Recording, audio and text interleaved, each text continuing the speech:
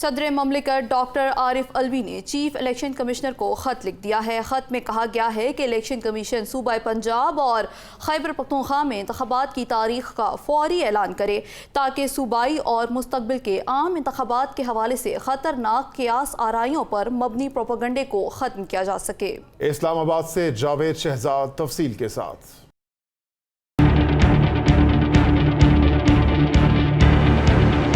پنجاب اور خیبر پختونخوا اسمبلیوں کے الیکشن کی تاریخ کا اعلان کرنے کے لیے صدر مملکت کا چیف الیکشن کمشنر کو خط۔ صدر مملکت کا خط میں کہنا ہے کہ الیکشن کمیشن الیکشن ایکٹ 2017 کے مطابق صوبائی اسمبلیوں کے انتخابات کی تاریخ کا فوری اعلان کرے۔ الیکشن کمیشن پنجاب اور خیبر پختونخوا کی صوبائی اسمبلیوں کے لیے انتخابی شیڈیول جاری کرے۔